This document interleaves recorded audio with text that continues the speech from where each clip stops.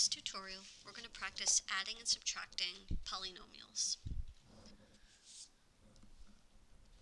So the first important part of adding or subtracting polynomials is understanding that you can only combine terms that are alike. Terms that are alike have the same variable with the same power, or they're both constants and have no variables at all. So in this problem here, we have our first polynomial and we have our second polynomial, and they both happen to be trinomials because they have three distinctly different terms. Where this first polynomial has an x squared term, an x to the first term, and an x to the 0 term, or no x's at all. You'll notice our second polynomial also has those same types of terms, an x squared term, an x term, and an x0 term, or a constant term. Now, you don't have to have like terms in order to add polynomials together, but if they don't have any like terms, then they won't get simplified into a smaller item. So this right now has 6 terms: first, second, third, fourth, fifth, and sixth. But if I combine these polynomials together, and I understand that when the terms are alike, x squareds and x squareds, x to the first with x to the first, and constants with constants, then I actually can simplify this to 6 x squareds, 3 x terms, and 7 constants. Right? There's some invisible 1 coefficients going on over here, right? So that would be the answer to adding these two polynomials together: 6x squareds, 3x's, and 7 constants. Now, you certainly don't have to line these terms up the way that I did, but rewriting your polynomials so that they are vertically aligned sometimes helps you to easily see which terms actually are alike. So I do recommend typically that you take your second polynomial and you write it or copy it vertically, right, down below the first polynomial. So I would take it and I would write it here. Now, you don't have a screen like this where you can just drag it, so you would simply copy each term and its appropriate sign underneath the terms that it exactly matches.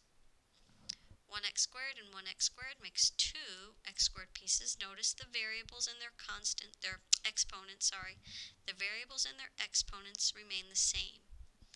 5x's take away 9x's is negative 4x, and 2 take away 1 is positive 1.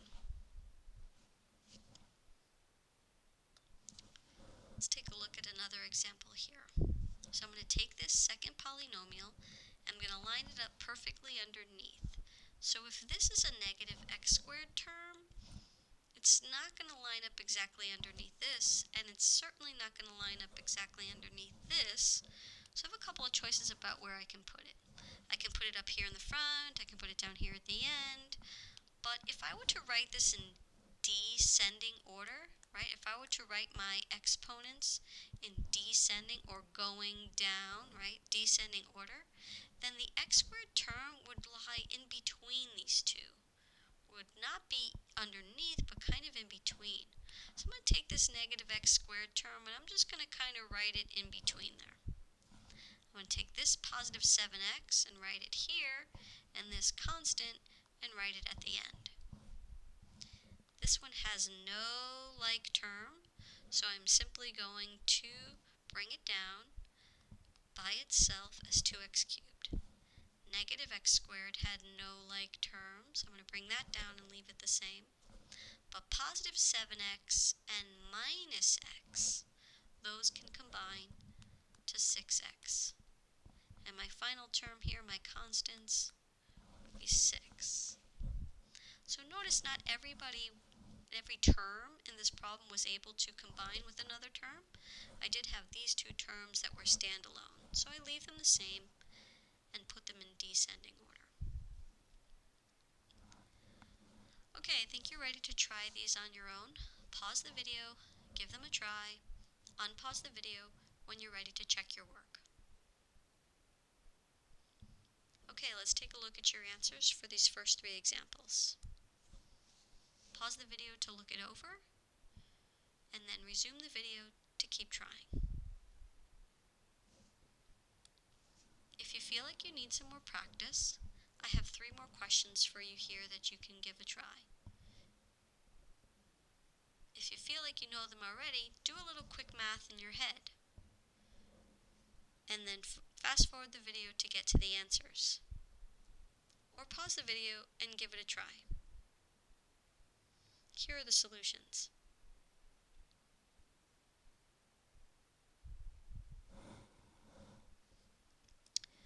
Alright, let's try subtracting polynomials now. In order to subtract, you need to add the opposite value. And when you add the opposite value in subtraction, it means you rewrite the opposite sign for each of these terms. So another way you could think about it is that if we're going to subtract this entire polynomial, then we're actually going to distribute this -1 term here. Right? That's what we're actually doing. So an easy way to do that is to keep your first polynomial the same. Keep your first polynomial the same as 2x squared plus x plus 3. But then take your second polynomial, and as you're writing it underneath to line them up vertically, right? To line them up vertically, take your second polynomial and write all of the opposite signs. So instead of an x squared, we're going to write -x squared. Instead of positive 5x, we're going to write minus 5x. Instead of -1, we're going to write +1. So I kind of tried to highlight that here with these red signs. After you've changed all of those signs on the second polynomial, you combine these terms to get your answer. So 2x squared minus x squared, x minus 5x, and then 3 plus 1. Let's try that again. When you're subtracting polynomials, you are going to add or combine, but the second polynomial needs to have opposite signs. So we're going to rewrite the opposite signs for the second polynomial. So keep the first polynomial and rewrite -x squared, -x, and -2. Combine like terms and get your answers. Sometimes, like in this case here, when you're combining like terms, 1x minus 1x, the terms actually cancel out. So we don't write 0x here. We simply leave off the fact that this term will eliminate because they are additive inverses. Now you don't have to leave this wide of a gap. You can certainly write your answer closer together like this.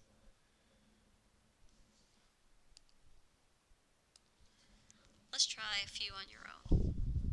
Pause the video. Okay, let's take a look at these 3 answers. How did you do? Hopefully you remember to change the signs. Okay, let's take a look at a few problems where the questions are written in English as opposed to lined up mathematically. So here's an example. Subtract x cubed minus x squared from 7x to the 4th plus x cubed plus 7x minus 8. Now let's pretend here that we kind of have like a simpler problem. So let's see. What if I were to say subtract 10 from 30. That would be a simpler problem. So if I said subtract 10 from 30, most of you could say, oh, the answer is 20. But if I were to ask you, what did you do mathematically to get from 10 and 30 down to 20? What type of math did you do? You'd say, I subtracted, right? Well, that's what the problem says. But to get from 10 and 30, you didn't do 10 take away 30. You did 30 take away 10. And that's important. Because when you are subtracting this from that, you need to know what that is first. If I'm going to take 10 away from you, I need to know how much you have in order to take 10 away. you're setting up your problem, you need to remember which one comes first and which one comes second. Because whoever's second is going to receive a sign change. So this one here is going to subtract negative x cubed, and since this says subtract, we're going to add x squared. Now notice how I squeezed it in here because it's not a like. Right? It's not a like term, but I did kind of squeeze it into where I want it to be. So when I do actually do my subtraction and I combine my like terms, these guys are going to be inverses, right? They're going to go away. So after I change my sign and I line up my like terms and I cancel out my inverses, this would be my final answer. Now remember, x squared did not have a like term, but I did decide to put it in, squeeze it in here between the x fourth and the x to the first, so it would be in descending order. Alright, let's take a look at another one. Find the difference when 4x minus 8 is subtracted from 5x squared plus 2x minus 10. Do you know which polynomial should be first? 5x squared plus 2x minus 10. And if we subtract 4x minus 8, don't forget we are subtracting the entire polynomial. So that's why I've included the parentheses here, to remind myself that this minus sign is being distributed, right? That we are changing all of the signs. So minus 4x, positive 8, and here's our final answer. Remember here when you are combining like terms that you take the sign of the larger value here. So 4 is larger than 2, so that's why our answer is negative 2. Alright, let's take a look at something a little bit longer. A cheeseburger costs 4 times as much as a soda, and an order of french fries costs twice as much as a soda. If a soda drink costs S cents, express the total cost of a cheeseburger, an order of fries, and a soda in terms of S. So here's the most important phrase in that entire paragraph. In terms of S means everything that we write can only include the letter S. We can't use C for cheeseburger or F for french fries, but we can use the letter S. So let's just take some notes at the beginning here. A cheeseburger, which we'll call C, is 4 times as much as a soda. And if a soda is S, then that makes a cheeseburger worth 4S. And if a french fry is twice as much as a soda, and a soda is S, then that makes a french fry equal to 2S. And since we know that a soda is equal to S, then that means that I can use the letter S to express the cost of each item. So if I want to know what the cost of a cheeseburger plus a french fry plus a soda is, then I can write down just the value of a cheeseburger, right? So a cheeseburger is 4S, french fries are 2S, and a soda is a single S. So now I don't need these other variables. I'm using them because they make sense to me as I take notes, but I can't use these values in my answer because it says to write in terms of S. That means S's only. So once I shrink this down here and simplify like terms, get the cost of 7S. Let's take a look at our last application. You can add or subtract polynomials by using perimeter problems as well. In this question here, it says the length of a rectangle is 3a squared plus 5 inches, and the width is 4a squared plus 5 inches, and we want you to represent the perimeter of the rectangle.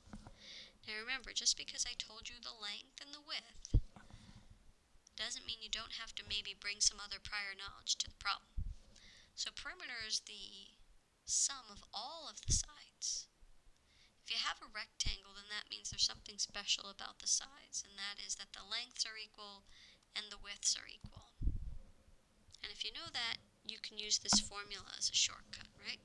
The perimeter of a rectangle means you have 2 lengths that are the same and 2 widths that are the same.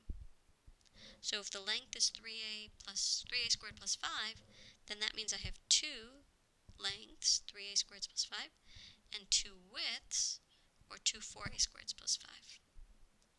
in order to find the perimeter, I'm going to distribute these 2, or these coefficients here, to each of these inside terms.